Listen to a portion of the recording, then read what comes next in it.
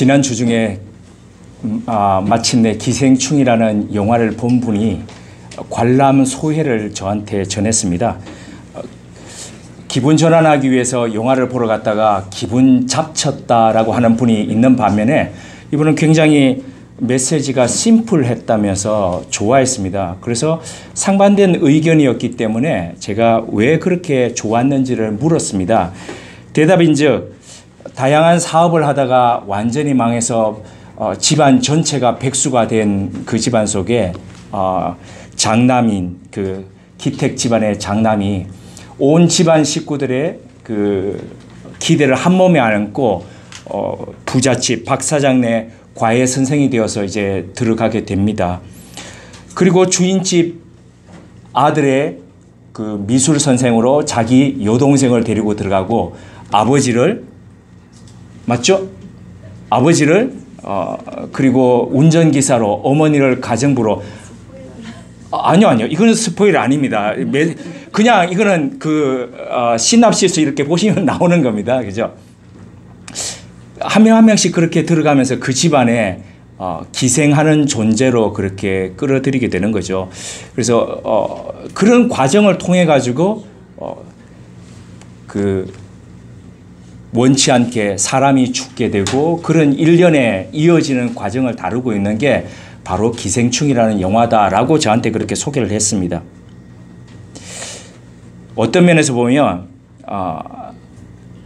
그 하나하나 공생해가고 남을 도와가면서 함께 가는 사회가 아니라 누군가에게 붙어서 그 누군가의 것들 모든 것들을 다 이렇게 빼내가고 착취하는 그런 모습의 사회를 그리고 있는 영화가 아닐까라는 생각을 해보게 됩니다. 기생이라는 것은 자신을 먹여 살릴 적당한 숙주를 찾아서 다니는 겁니다. 그리고 그 숙주에게 들러붙어서 모든 것들을 다 빼내죠.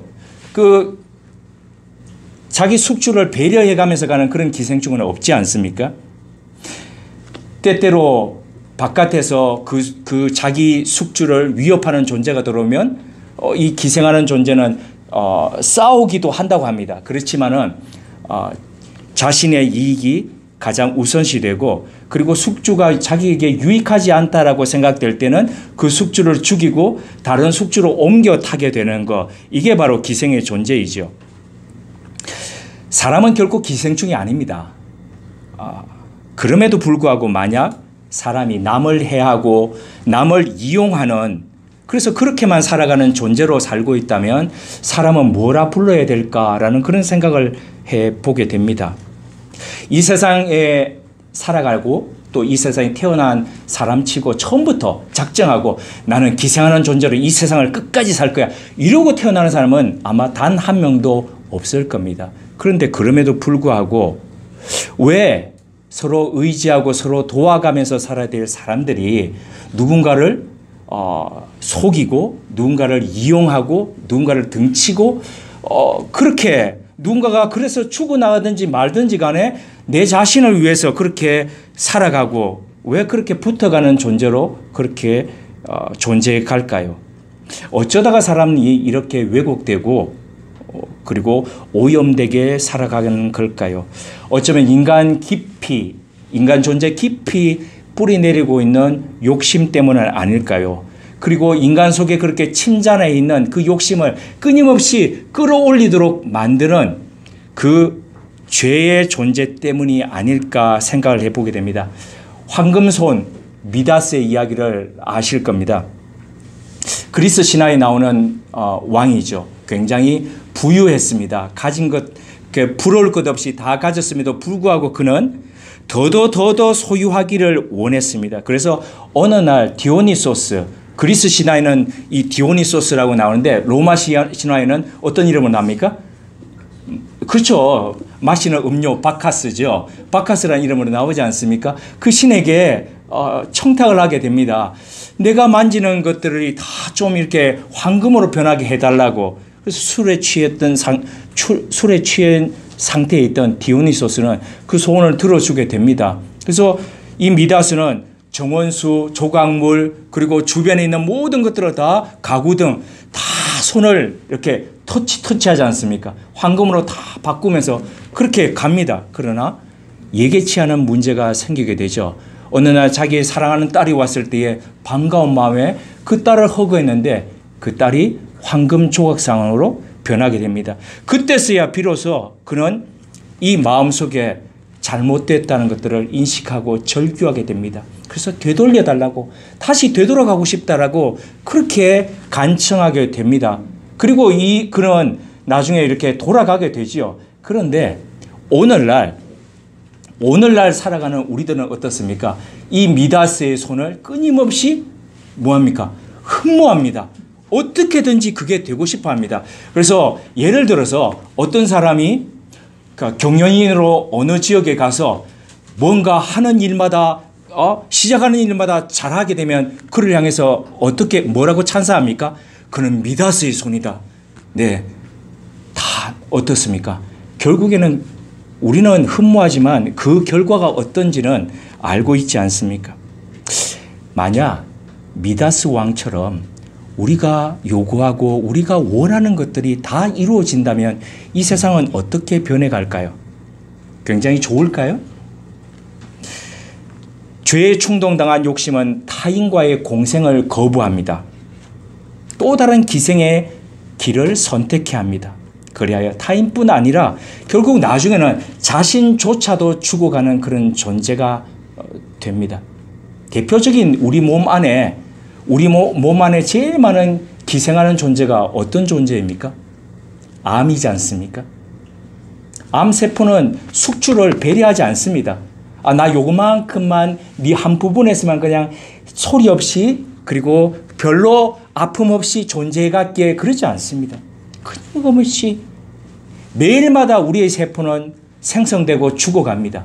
그런데 이 세포는 끊임없이 자기 정식을 해갑니다. 그래서 어떻게 해요? 나중에는 그 숙주를 죽이고 자신조차도 죽게 되는 그 길을 가게 되는 거지요. 성경의 이와 같은 어떤 부분에서 자신도 남을 망하게 함으로써 자신까지도 망하는 길에 접어들었던 한 사람 이야기를 알고 있습니다. 그래서 그 성경은 이렇게 흘러가는 이런 부분들에 대해서 경고하면서 결국 욕심이라는 것이 죄를 낳게 되고 그 죄가 너희 존재 자체를 멸망의 길로 가게 된다라고 그렇게 경고합니다. 야고보서 1장 15절입니다.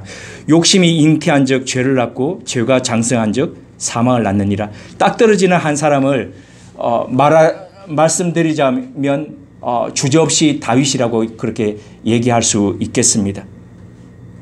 남이야 어떻게 되든지 간에 자기 욕망만 채우면, 그리고 그 욕망이 채워지면 자신은 더 행복하게 될 것이라고 그렇게 여겼습니다. 그런데 그것은 그의 착각이었습니다. 충신의 아내를 범할 뿐만 아니라 그 충신을 청부살인을 저지르게 되었습니다. 전사를 가정한 청부살인을 그렇게 저지르게 되었죠. 타인의 권리를 짓밟고 타인을 이용함으로써 더 행복해지는 그런 길은 없습니다. 상대를 숙주로 여기는 한 상대의 죽음과 파멸은 곧 자신의 멸망으로 이어집니다. 뒤늦게서야 절감했습니다. 그래서 그는 하나님 앞에 이렇게 절규했습니다. 하나님, 내 속에 깨끗한 마음을 창조하여 주시고 내 속을 견고한 심령으로 새롭게 하여 주십시오. 다윗의 이 기도는 자신 안에 정한 마음, 그러니까 순전한 그 마음과 그리고 자신 안에 견고하게 되는 그 흔들리지 않게 되는 그 심령이 자신 안에 그렇게 바꿔질 수 있는 동인이 없다는 고백입니다. 동시에 그것은 하나님의 영에 의해서만 자신을 바뀌어질 수 있다는 하나님 앞에서의 그의 항복이었고, 그리고 하나님 앞에 맡기는 위탁의 선언이었습니다.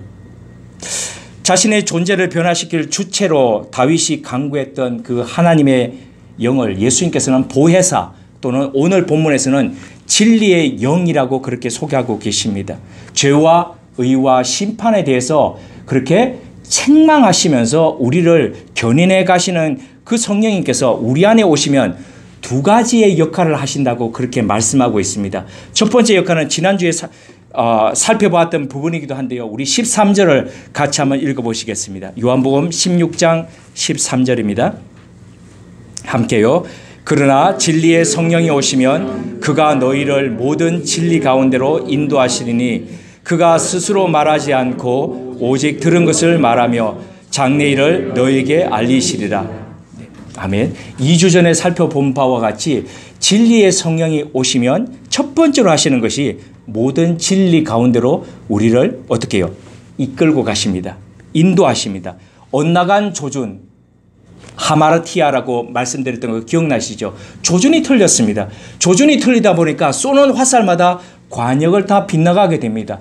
하나님의 말씀, 그 말씀은 바로 삐뚤어진 조준을 바로 해서 어떻게 해요? 하나님, 표적 되시는 하나님께로 질주하도록 우리를 그렇게 이끌고 가신다는 거죠. 그 죄의 속박을 깨고 우리로 하여금 하나님께로 나아가도록 한다는 겁니다. 하나님의 말씀의 영, 진리의 영이신 성령님은 그리하여 다른 표적으로부터 우리를 떼어놓고 자유케 그렇게 해 가신다는 겁니다. 그러므로 성령 충만하다고 할 때에 우리는 어떤 사람을 성령 충만하다라고 그렇게 할까요? 누차 말씀드리지만 어릴 때의 신앙 배경으로 볼 때는 내 눈을 봐 이러면서 뭔가 가득 찬 것 같고 위압적으로 사람들을 뭐라 이렇게 하는 그런 사람이, 그리고 목소리가 너무 밤새서 기도를 많이 해서 기도가 부족해 이렇게 말하는 그런 사람이 굉장히 성령 충만하다고 그렇게 인식하고 살아왔습니다. 그런데 어떤 사람이 성령 충만한 사람입니까? 내 욕망의 이 방향들을 꺾어서 뭡니까? 그 말씀 가운데로 굽혀서 들어가는 사람. 내 수많은 내 마음의 관심의 화살들이 어떻게 해요? 날마다 하나님이신 그분께로 꺾어서 향하도록 그렇게 조준해 가는 사람, 그 사람이 바로 성령 충만한 사람이라는 겁니다. 진리의 성령님이 오시면 두 번째로 하시는 게 13절에서 뭐라고 말씀하셨습니까? 뭘 하신다고요? 장래일을 너에게 알리시리라. 장래일을 알리시는 그 일을 하신다는 겁니다. 인간에게 있어서 두 가지의 치명적인 무가 있다라고 말씀드렸습니다. 기억나십니까? 무지와 무능입니다. 알지 못하는 것입니다. 미래에 대해서 알지 못합니다. 당장 이후에 일어날 일도 모릅니다. 무지를 가지고 있습니다. 그런데 뭡니까? 안다 하더라도 해결할 수 있는 능력이 없는 무능을 가지고 있습니다. 이 치명적인 두 가지의 오류를 가지고 살아가기 때문에 인간에게 있어서 과거는 어떻습니까? 그 오류 속에서 범했던 수많은 실수들이 누적이 되어 있습니다. 그러니까 어떻습니까? 과거를 생각하면 아픕니다. 쓰라립니다. 왜 그렇게 살았을까? 왜 그렇게 대처했을까? 왜 그렇게 행동했을까? 아픕니다. 현재는 어떻습니까? 현재는 그 과거의 바탕에 있기 때문에 여전히 실수와 오류를 연속합니다. 그렇다면 미래는 어떻습니까? 밝겠습니까? 지금까지 이렇게 살아왔는데 앞으로는 어떨까? 막막합니다. 먹먹합니다. 두렵습니다. 그러니까 어떻습니까? 나름대로 해결하기 위해서 창고를 짓습니다. 그 창고에다가 가득가득 채워 넣습니다. 그러면 다 해결될 것이라고 그렇게 여깁니다. 그 예수님의 부자 비유에 나오는 것처럼 말입니다. 그래서 주변을 돌아보고 주변의 아픔을 보듬으면서 갈 여유와 여력이 없습니다. 왜요? 나에게만 집중되어 있기 때문에. 가끔씩 그런 생각들을 하게 됩니다. 어릴 적에 저희들은 내과에서 수영을 배웠습니다. 흐르는 물에서요. 그래서 수영장에서는 잘 수영을 못합니다. 왜? 흐르는 물에서 수영하기가 더 쉬운 거 아시죠? 흐르는 물에서는 약간만 하면 그냥 쭉 이렇게 가기 때문에. 그런데 이런 거 있지 않습니까? 동네 형들이 물을 먹입니다. 야, 수영 이제 잘하는 형들이 와서 물 먹이면서 수영하도록 그렇게 하는데, 나도 지금 물이 먹여서 이렇게 꼴깍꼴깍 거리는데 옆에 친구가 자기 해달라고 저를 붙잡으면 어떻습니까?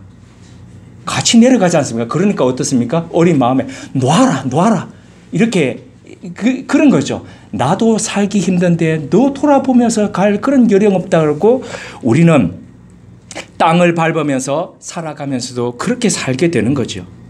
그래서 자기와 자기 품 안에 이 테두리를 참 벗어나서 그렇게 뭔가를 같이 나누고 내 손을 내어줘서 끌고 가고 함께 가고, 이게 그토록 어려운 이유입니다.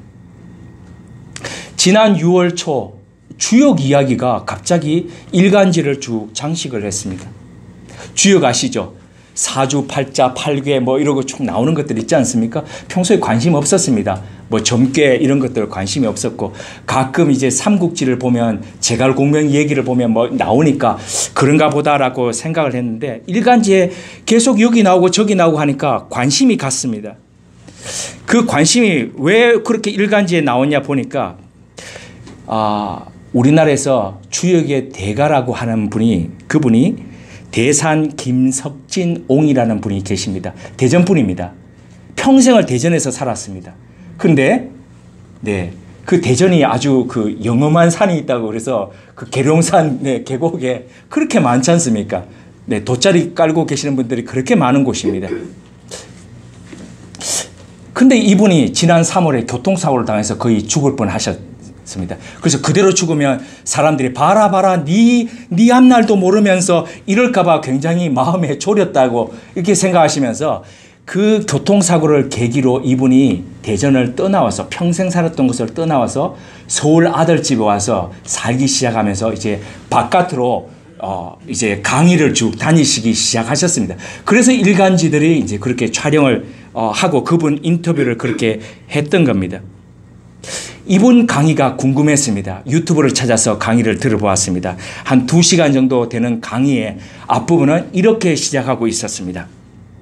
나이 드신 분인데 목소리가 아주 카랑카랑했습니다. 우리는 미래를 향해 살고 있습니다.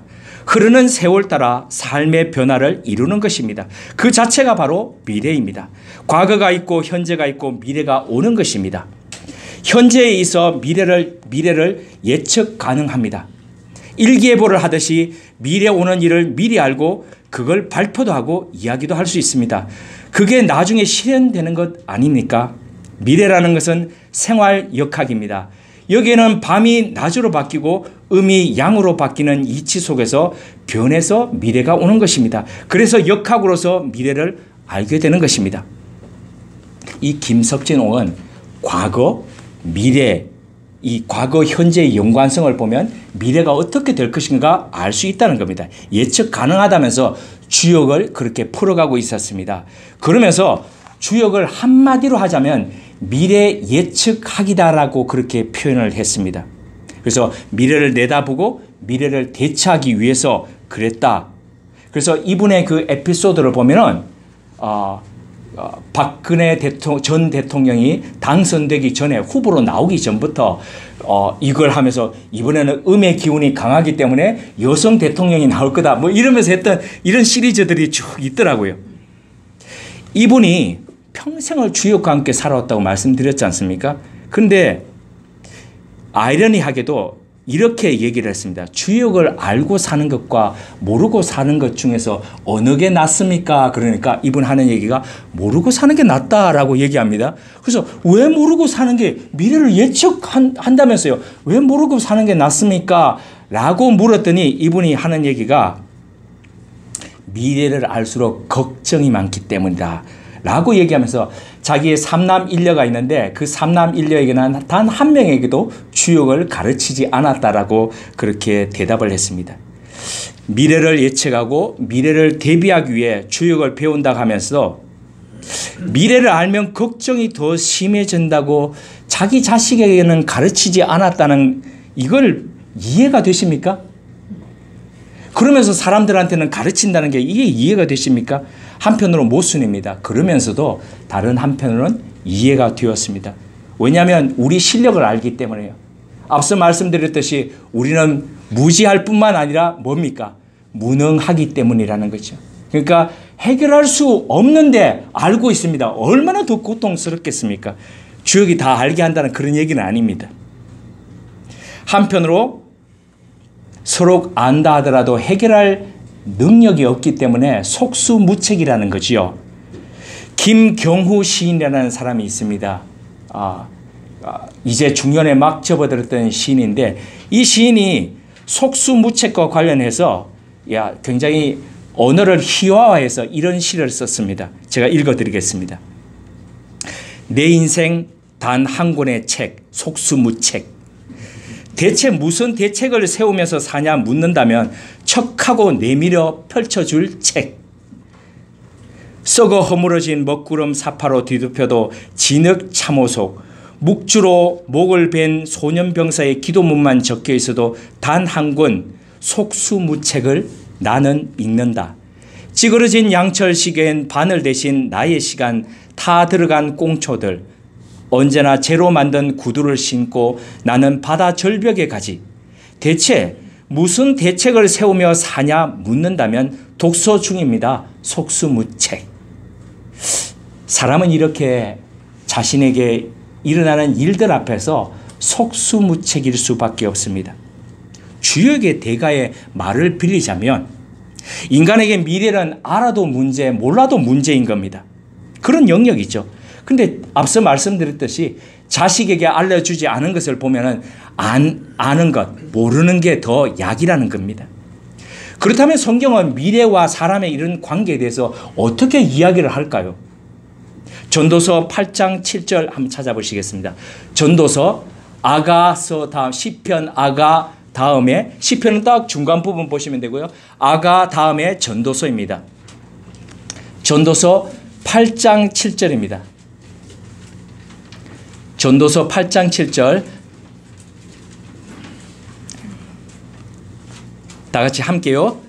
사람이 장래일을 알지 못하나니 장래일을 가르칠 자가 누구이랴. 아멘.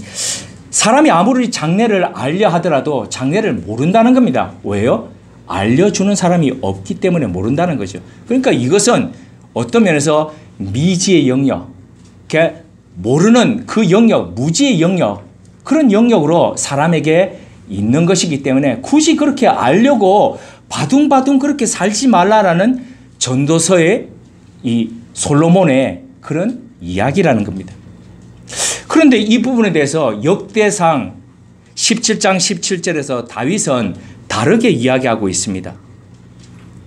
제가 읽어드리겠습니다. 하나님이여 주께서 이것을 오히려 작게 여기시고 또 종의 집에 대하여 먼 장래까지 말씀하셨사오니 여호와 하나님이여 나를 존귀한 자들 같이 여기신나이다. 다윗은 자기 장래를 알았다는 겁니다. 어떻게 될 것인지 알았다는 겁니다. 그래서 그것을 알고 그렇게 살아갔다는 겁니다. 그런데 다윗은 어떻게 알았습니까? 하나님이 알려주셨다는 겁니다. 하나님이 어떻게 해요? 사무엘을 통해서 그에게 그와 그의 집이 이스라엘의 목자가 될 것이라는 것은 왕가를 이루게 될 것에 대해서 미리 말씀하셨다는 겁니다. 너는 이런 인물이 될 거고 너의 집안은 이렇게 갈 거야. 그렇게 알려주셨다는 겁니다. 사무엘하 5장 1절에서 5절은 그 예언을 받았던 다윗이 마침내 그 예언을 실현하는 장면, 그러니까 뭡니까? 왕에 오르는 그 장면을 기록하고 있습니다. 그런데 여기서 우리가 조금 고찰해 봐야 될 부분이 있습니다. 그 부분이 뭐냐면은 이 예언이 다윗이 사무엘을 통해서 들었던 그 예언이 이루어지는 자리에 있는데 그 예언이 이루어질 때에 예언과 장래에 대한 예언과 그 성취 현실이 되는 그때까지 기간이 몇 년요? 20년이 걸렸다는 겁니다. 그 20년 동안 그러면 다윗은 어떻게 살았냐는 거죠. 사울 왕이 통치할 때에 하나님께서 사무엘을 통해서 비밀리에 양뿔에다가 올리브유를 감람유를 담아가서 그 이새가 사는 다윗이 사는 동네에 갔습니다. 나라의 가장 고귀한 존귀한 선지자가 오니까 어떻습니까? 온 동네가 소문이 났죠. 뭔가 일이 일어날 모양이다. 그러니까 사무엘이 뭐라고 얘기했습니까? 아니다. 이새 집안에서 같이 제사를 드리려고 왔다. 숨겼습니다. 기름 부음 자체를 숨기고 비밀리에 그 가족들만 불러가지고 다윗을 기름 부으면서 하나님이 너를 선택하셨고 너희 집안을 왕가로 그렇게 이끌고 가실 것이라고 그렇게 얘기했습니다.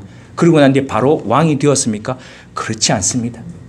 그 이후부터 한번 찬란했던 적이 있었습니다. 언제입니까? 사무엘상 17장에 보면 골리앗하고 싸울 때에 한 번 찬란했습니다. 그 이유는요, 죽자 사자 도망치는 신세였습니다.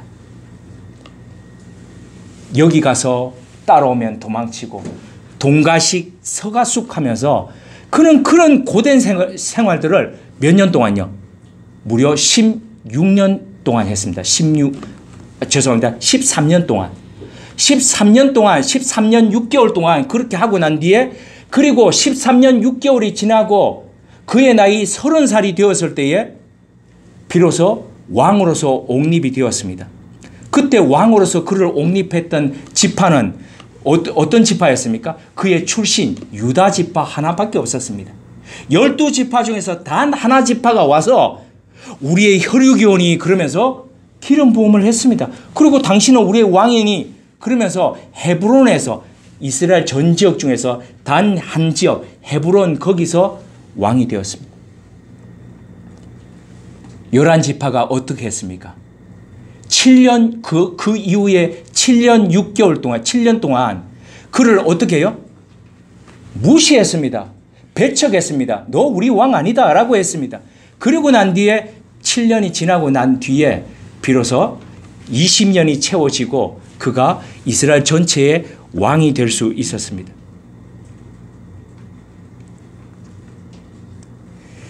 예언과 성취의 기간이 너무 길었습니다. 그런데 이 긴 기간들을 다윗은 그냥 보내지 않았습니다. 그냥 흘려보내지 않았습니다. 나는 하나님 예언에 될 거니까 그렇게 편하게 그냥 그렇게 살지 않았습니다. 그 예언에 합당한 사람으로 그를 다듬어가고 깎아갔습니다. 위대한 조각가는 어떤 사람이라고 그럽니까?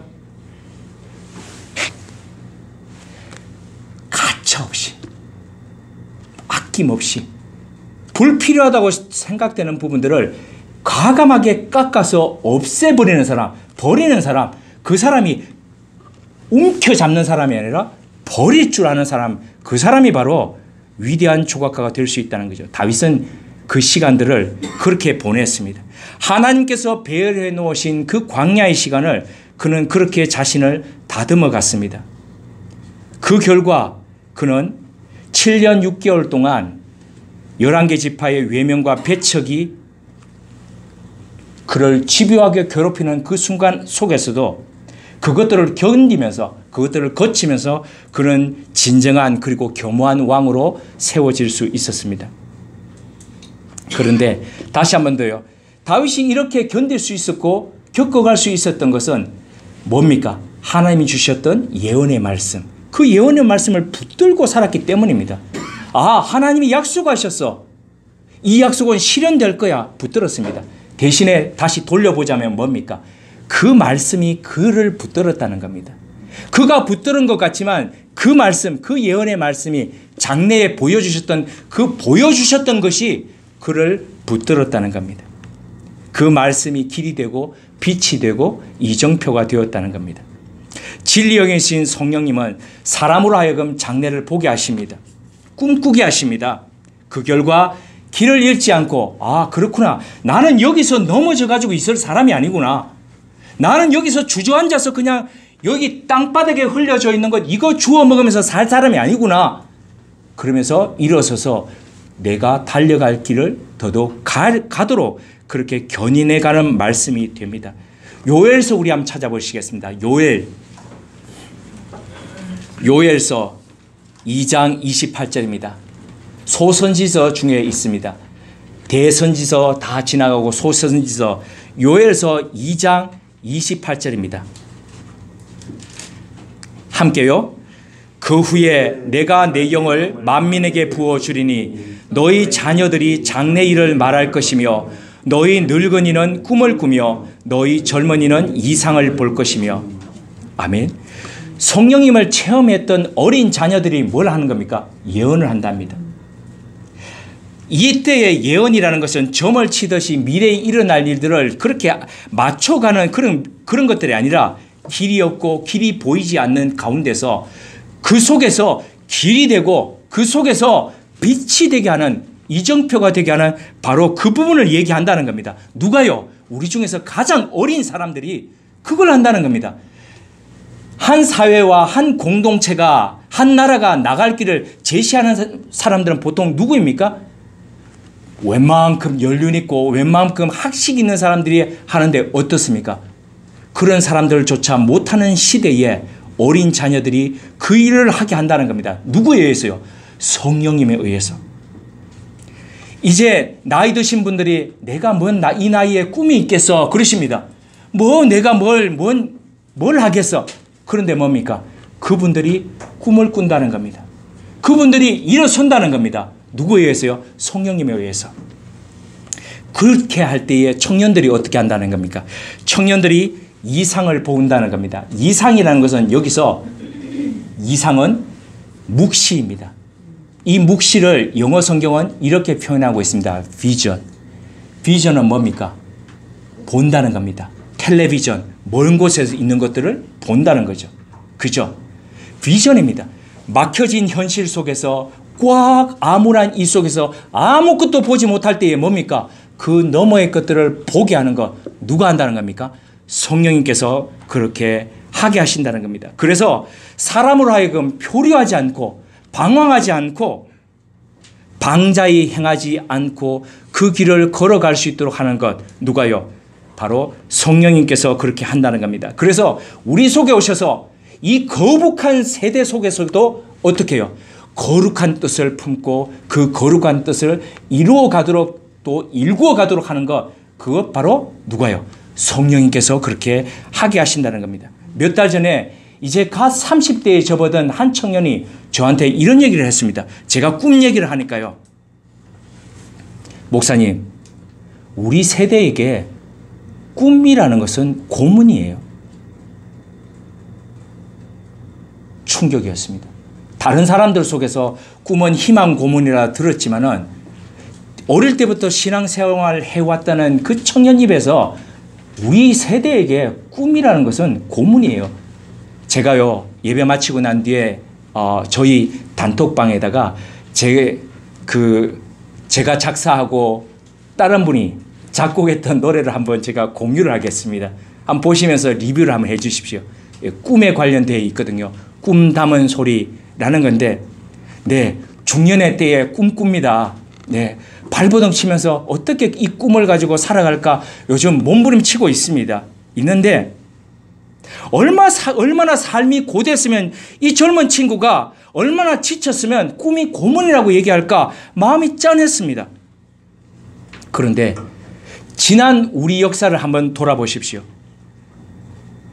어느 시대, 어느 사회를 물어나고 젊은 청년들이 정말 살기 좋아 라고 했던 때가 있었습니까? 없었습니다. 그런 때 없었습니다. 늘 젊은 청년은 힘들었고 늘 버거웠고 뭡니까? 기존 사회의 경관 틀 속에서 그것을 뚫고 나가기 위해서 얼마나 힘들었는지 모릅니다.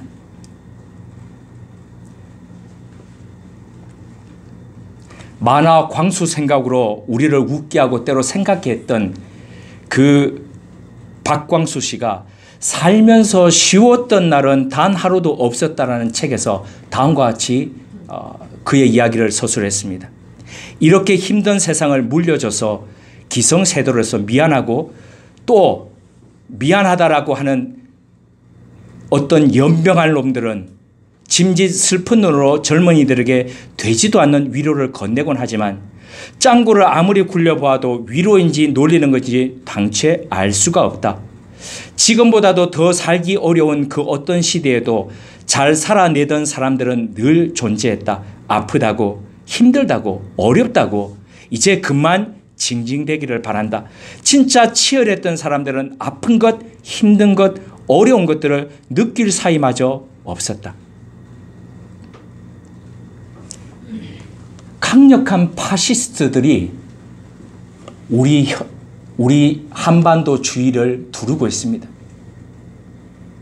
그들이 움켜잡고 흔들어대는 그 하나에 우리 민족의 운명이 달렸다라고 생각하니까 너무너무 서글퍼집니다. 이틀 전에는 동학운동과 관련된 그 영상을 보는데 수도 없이 죽창 들고 달려나가는데 그 속에서 낙엽처럼 꽃잎처럼 떨어져 나가는, 그냥 죽어도 또 기어올라다 죽는 모습을 보면서 밤에 얼마나 여기가 아려가지고 아픈지 계속 저녁에 먹은 것도 별로 없었는데 꺽꺽꺽꺽거리면서 그렇게 힘겹게 잠자리에 들었습니다. 서글픈 시대를 지나왔고 여전히 어떤 부분에서는 서글픈 시대 앞에 서 있습니다. 조금만 힘이 생기면 해양에서부터 대륙으로 진출하기 위해서 노리고 있는, 그러면서 지금도 경제 보복 조치를 하고 있는 일본, 노골적인 차별을 하고 있는 중국, 이러한 핵 관련 긴장 쉬운 곳 하나 없습니다. 청년 실업을 비롯해서 만나는 이들마다 이처럼 경기가 어려웠던 적은 없다고 한탄들 합니다. 어떻게 해야 될까요? 암울한 시대를 탓하고 이렇게 약소 국가에서 났던 것에 대해서 한탄하면서 그렇게 만드는 주변 국가들을 원망하면서 그냥 우리 시간을 소진해 가야 할까요? 아니다는 것을 알지 않습니까? 이 땅의 자녀들이, 이 땅에 우리 뒷세대에 오는 자녀들이 현실에 고정되어 있던 눈을 들어가지고 그 다음 먼 곳을 바라보면서 이 민족이, 이 사회가 나갈 길을 제시할 수 있도록 그런 사회가 되도록 도와줘야 됩니다. 청년들이 이상을 보면서 내일을 준비토록 우리 그렇게 격려해 가야 합니다. 다시 또 무슨 꿈이냐고 무슨 희망 고문이냐고 그렇게 자조할지 모르지만은 그들이 이 시대와 사회가 나갈 길을 예언토록 그렇게 해야 됩니다. 나이 든 사람들이 젊은 사람들의 손을 맞잡고 꿈을 꾸면서 내일을 함께 그려가도록 해야 합니다. 그때 우리는 기생이 이 시대에 있어서 가장 안전한 방법이야, 가장 안전한 생존 정책이야 라고 그렇게 인식하면서 살아가는 시대 속에서 또 다르게 살아갈 생존 방법을 제시하는 그런 빛과 같은 모습으로 살아갈 수 있을 겁니다. 함께 세워주고 서로 살려주는 생명의 역사, 그 꿈을 이루고 갈 수 있을 겁니다. 영화 기생충은 보지 못했지만 기생충 포스터는 열심히 묵상했습니다. 등장인물들의 눈이 다 가려져 있었습니다. 집 주인의 눈, 박 사장 부부는 흰색 띠로, 그리고 그곳에 새들어서 그렇게 지하방에서 살아가고 있는 그 가족들의 눈은 검은색 띠로 가려져 있었습니다. 이유가 뭘까 궁금히 생각해보고 찾아보았지만 별 뾰족한 설명들이 없었습니다. 어떤 면에서는 신분 차이가 있다는 것을 그렇게 드러내는 그런 것도 될 수 있겠습니다. 그렇지만 가장 근본적인 이유는 이것이 아닐까요? 영혼을 가리고 산다는 것을 보여주는 것 아닐까요? 눈이라는 것을 영혼의 창이라고 그럽니다. 그 창을 통해서 보이지 않는 그 사람의 영혼을 봅니다. 그 창을 통해서 옆에 함께 살아가고 있는 사람들을 봅니다. 그런데 그 창을 가렸다는 것은 내 영혼을 보지 않고 옆에 함께 살아가는 영혼을 보지 않고 뭡니까? 나만 집중해서 그렇게 살아가는 동물적이고 기생적인 그런 모습을 바로 지적하고 있는 것 아닐까요? 하나님의 진리는 그런 사회 속에서도, 그런 사회 속에서 그것이 다라고 생각하면서 살아가는 우리의 눈을 뜨게 하십니다. 진리의 성령께서는 가려진 우리 눈을 열게 하십니다. 아무리 기생이 안전한 생존법이라고 하더라도, 그게 대세라고 하더라도, 다른 길이 없다라고 하더라도 그 다른 길을 보여주고 찾고 제시하도록 그렇게 젊은이들이 꿈을 꾸고 같이 꿈을 꾸고 손잡고 꿈을 꾸고 그렇게 나아가도록 하십니다. 그 일을 위해 진리의 영이신 성령께서 오셔서 현실 너머의 것을 바라보게 하십니다. 현실에 묶여있는 우리에게 장래일을 알려주십니다. 내일을 보며 오늘을 꿈꾸게 하십니다. 이제 성령님과 함께 꿈꾸며 함께 춤추며 우리의 남은 인생 한번 신나게 그렇게 살아가 보지 않으시렵니까? 함께 기도하시겠습니다. 하나님의 깊은 것이라도 통달하신 성령님, 우리 안에서 새롭게 일해 주옵소서. 눅눅하고 울울한 이 세대에 고착된 자녀들의 눈을 열어 주옵소서. 엘리사의 시종 게하시의 눈을 열어 주신 것 같이 우리 눈을 환히 열어 주셔서 우리를 둘러싸고 있는 암울하고 어두운 현실 너머에서 일하고 계신 하나님을 보게 하옵소서. 나이든 우리들이 꿈을 꾸게 하옵소서. 이 나이에 무얼 일하며 안정만을 추구하며 앉아있는 우리 다리에 힘을 주옵소서. 속수무책이라고 자주하는 젊은 세대 속에서 꿈의 씨앗을 심고 내일을 노랗게 하는 사람으로 존재케 하옵소서. 그리하여 각자도생 나아가 기생이 안전대책이라고 인식되는 시대에 가려진 눈들이 벗겨지게 하셔서 하늘을 보게 하시고 서로가 손잡고 일구어가는 하나님의 나라가 이 땅에 이루어져 가게 하옵소서. 예수님의 이름으로 기도드립니다. 아멘.